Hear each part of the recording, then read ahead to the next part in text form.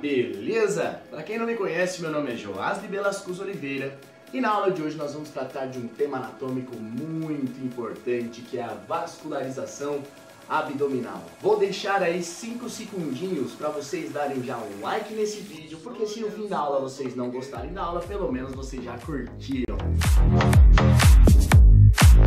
Bom pessoal, então vamos ao que interessa.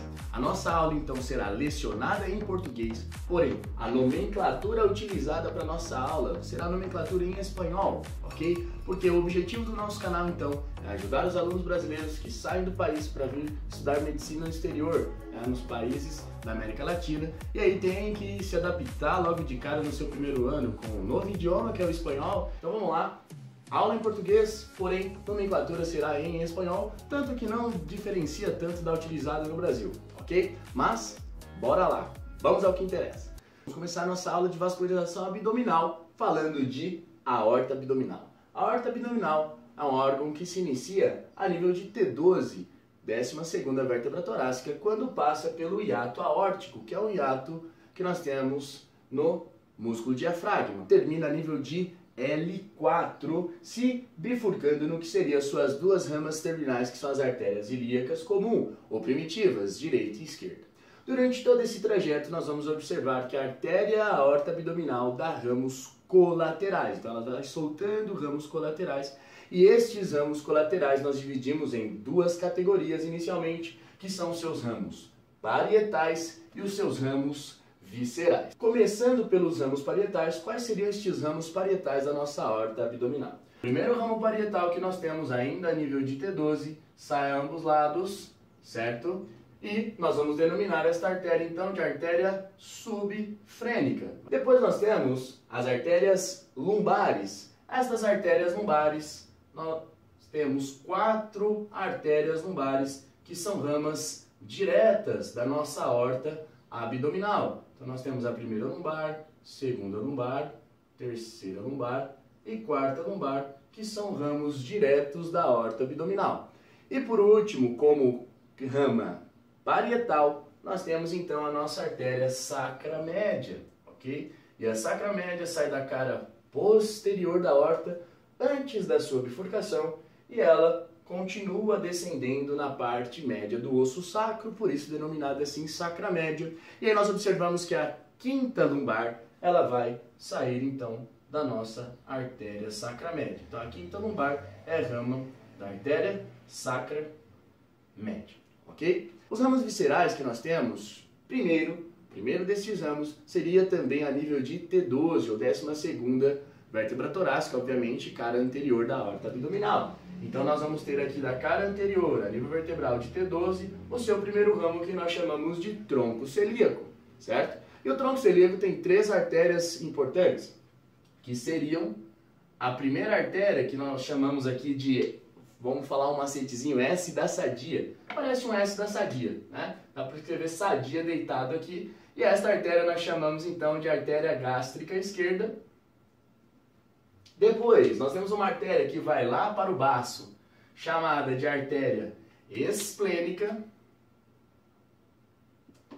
E depois nós temos uma artéria em forma de anzol para o lado direito, que nós chamamos então de artéria hepática comum, ok? Essas seriam as 3 ramas que nós temos do nosso tronco celíaco, beleza? Depois do tronco celíaco, pessoal, ainda na cara anterior, um pouco abaixo, nós temos outra artéria importante que nós chamamos ela de artéria mesentérica superior. Estaria então a nível de L1. Mais abaixo dela, a nível de L2 ou L3, nós temos a nossa artéria mesentérica inferior. Nós vamos observar então que tronco celíaco, mesentérica superior e mesentérica inferior serão as artérias responsáveis por fazer a vascularização do trato gastrointestinal abdominal, beleza? Depois destas 3 primeiras ramas viscerais, nós temos então a nível de L1 das caras laterais umas artérias aqui que vão para um órgão muito importante, que é o rinhão.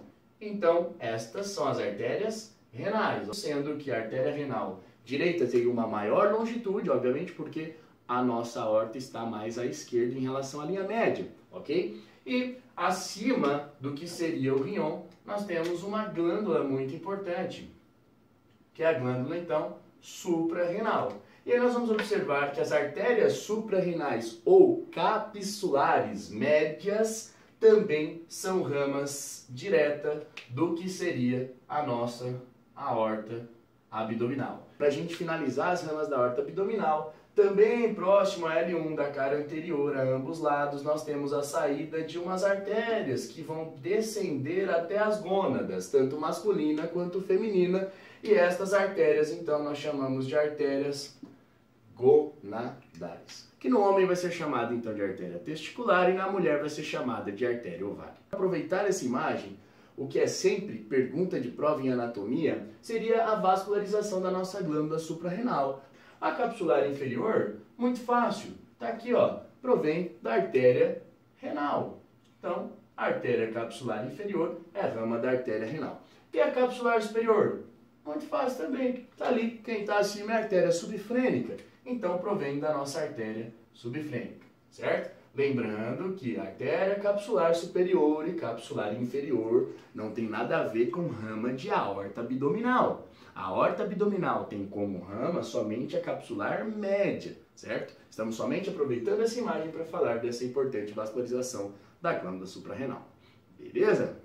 Bom, pessoal, a continuação, então, nós temos que falar o que seriam as ramas do tronco celíaco e as ramas de suas ramas. Então, nosso tronco celíaco, como eu já havia dito para vocês, ele se inicia aproximadamente a nível vertebral de T12, certo? E aí, ele dá 3 ramas, como eu já tinha dito anteriormente.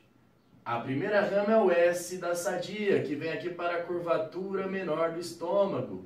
Esta rama nós chamamos de artéria gástrica esquerda. Depois nós vamos ter a outra rama do tronco, que seria uma rama que se direciona aqui atrás do estômago e vai até o íleo do baço, onde ela termina se abrindo, se ramificando em 4 ou 5 ramos terminais, que nós chamamos, obviamente, de artéria esplênica. E a última rama que nós temos do nosso tronco celíaco seria, então, em forma de anzol para a direita, certo? E este anzol para a direita nós chamamos de artéria hepática comum, ok? A nossa artéria hepática comum, ela dá uma rama a nível ali do término do estômago e do início do duodeno, beleza?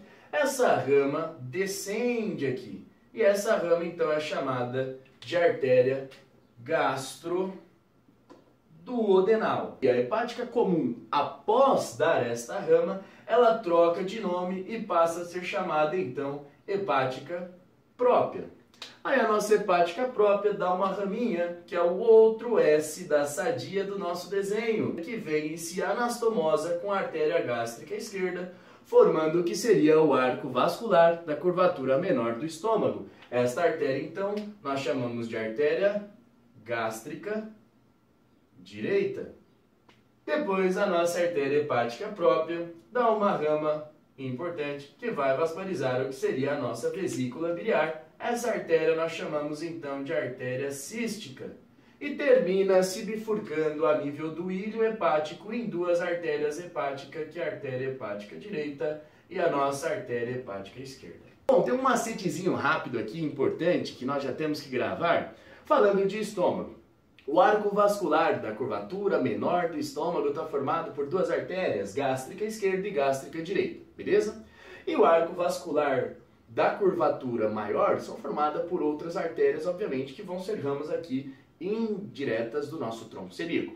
Mas vamos lá. Então, ó, falei de curvatura menor, quem vasculariza são as artérias gástricas. Falei de curvatura maior, quem vasculariza são as artérias gastroepiploicas. Então, a vascularização da curvatura maior está dada pela artéria gastroepiploica. Então, curvatura menor, gástrica. Curvatura maior, gastroepiploica, beleza? E outro segredo, vem de cima, esquerda, ok? Vem de baixo, direita. Tranquilo? Então a curvatura menor do estômago é vascularizado pelas artérias gástricas. Vem de cima, gástrica esquerda, vem de baixo, gástrica direita. E nós vamos observar que nós temos que saber de quem elas são ramas. Então o desenho nos facilita muito isso. Pelo desenho nós vemos que a gástrica esquerda vem de cima, é rama do tronco celíaco, e gástrica direita, que vem de baixo, é rama da artéria hepática própria. Vamos para as ramas da artéria esplênica.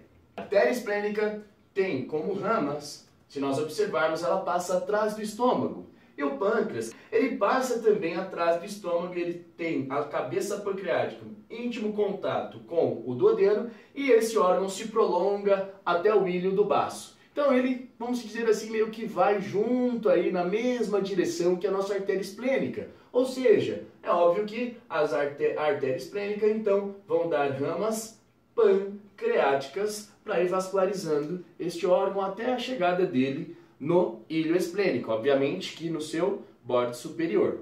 Além das ramas pancreáticas, a artéria esplênica também dá ramas que sobem aqui na cara posterior do estômago. E essas artérias nós chamamos de artérias gástricas curtas.